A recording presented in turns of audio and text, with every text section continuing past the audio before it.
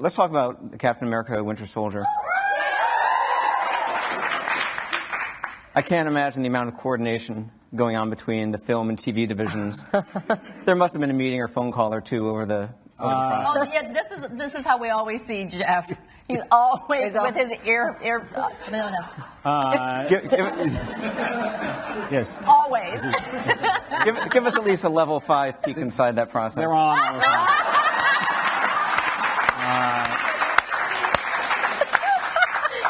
There are unread texts on each of those phones right now that would blow your mind. I'm in so much trouble.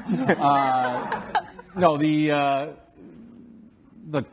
people see Marvel and they immediately think that because the movies are such gigantic hits around the world, and now this show is a gigantic hit around the world, that we're this giant octopus that is out to engulf the entire universe.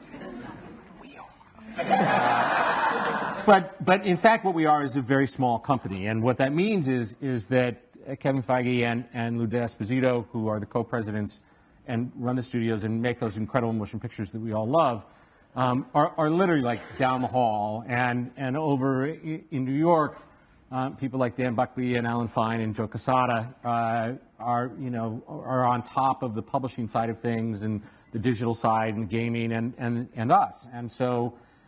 We have regular conversations that go on not only, daily, but when there's a big picture item, like it was with Winter Soldier, that was something that we had to talk about before we got anywhere. And so if you go back and you look at the pilot and you look at this first scene where Ward is talking to Coulson and our good friend Kobe is playing Maria Hill,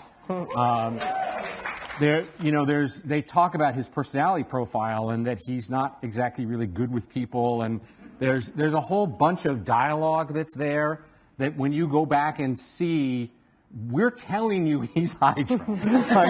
like, please fall in love with this guy because he's going to break your heart. And you can follow his story all the way through when you get to the episode in the well, which is where the Asgardians came in, and he had the stick, and a certain somebody wound up doing a certain something with. It was on the page. Again, all of that stuff, and I give complete credit to Jed and Marissa and Jeph, who, we had laid it all out, and then of course never told any of these folks, because it was important to us that they embrace, including Brett, by the way, that we embrace what was going on and that they play it real. We never wanted anybody to play the scene.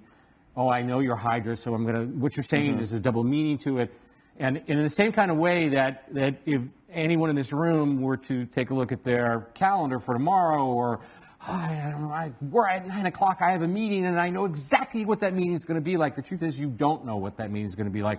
Like Hydra could be there, and so one of the places that we try to do for the actors is we try to give them enough information that they know exactly how to play the part, but at the same tone, every time they get a script, and you guys can speak to this better than anybody, is that there's a surprise, and that we have these read-throughs every week, and it's hilarious to watch them react to the first time. I mean, hilarious for us. They're all sitting there going, we have to play this. For the cast, can you share your respective experiences learning to what degree Winter Soldier was going to change S.H.I.E.L.D.? That we lied to you?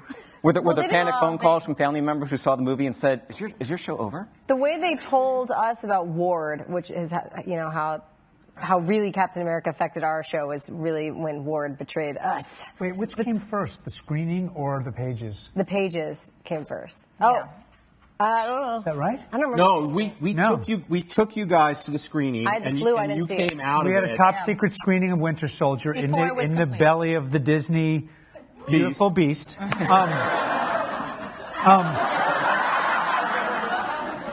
don't want Mickey to come down on a ninja rope. Smart move. Good instinct. Like the new Marvel Mickey. And so we went and we this is cool. We're getting to see this early. That's so kind of them. So nice. They had popcorn. We had popcorn. We sit there and we just saw one by one the popcorn just dropping out of people's fingers as you realize, what are you going to call the show now? And it was pretty shocking. And Yeah. we weren't allowed to say anything. Don't tell your wife. Don't tell anybody. And then a couple of days later, we were shooting down at that track. We were at an First track. abandoned. If those of you remember, there was a whole big chase scene after Deathlock, and we were in this abandoned racetrack, which wasn't quite so abandoned. It wasn't abandoned. There were horses. There were all these horses, and we had to keep saying, "There's no one here," and the horses kept getting into shot. And then we broke for lunch, and we all went into. Well, you guys called us and you're like, we're all coming to location today, and they don't come to location very often. So we're like, why? And they're like, we just have something to tell you. And You think everyone you've knows. read the ending of the script. In fact, you haven't. And this is where Marvel and S.H.I.E.L.D. get very similar. Maybe even a little scary. Here are some red pages. Like they're literally red. They You almost are can't red. read them because Red they're so with black ink. Because it can't be photocopied. can't be. Yes. Nice. Yeah. Hydra. Got a photo. Hydra. Or S.H.I.E.L.D. I don't know. We'll talk later. And so we sit down and we said, okay, let's Read this. let's read this. Did we read it out loud? It was on Elizabeth's We're all trailer dazed from it. It was so because traumatic. We did. Yeah. We actually backed up a little bit, and then we went forward. And in fairness, the only two people that were in the room at the time, Clark knew and Brett knew. And the reason why we wanted Brett to know was because he was never going to have the chance to be able to have the experience of everyone seeing. We had already done the read-through with a different ending. And so we wanted him to have the opportunity to be able to see how you guys would react. And Boy. they were very not happy. We both started crying. Yeah. Nobody sobbed harder than Ian. You do remember the I quote, said- and you've got to clean up the quote. This is what happened.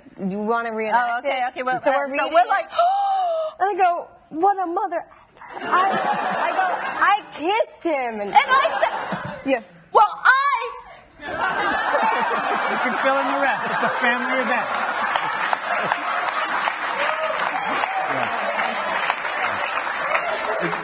It got R-rated for a second. It was very upsetting. It was very upsetting. We'd been on this journey together. We all love Brett. He's a great guy, a terrific actor. And he was part of the team. And he was The part of the team. And family. we just knew this would change our relationship with him in a way. But at the same time, it had, as someone who read Marvel comics, I was like, I didn't read them all, but I don't remember Centipede. I mean, this was all because they couldn't spoil the Winter Soldier because it's all connected. And in a lot of ways, it also got very exciting. And it also got very exciting for Brett. Yes. He got to kind of do some really cool, interesting stuff that I suspect might continue. And it's really what's fun about our job in a lot of ways. And my favorite was, as you would expect, was that Ian just crossed his arms and said, "That's not true." He didn't buy it. He wouldn't. He absolutely. He and Brett have a bromance that's a little embarrassing, and so he absolutely would not buy it at all. And then of course when what happened. He's to deep them, cover. He's deep cover. He doesn't think that anymore.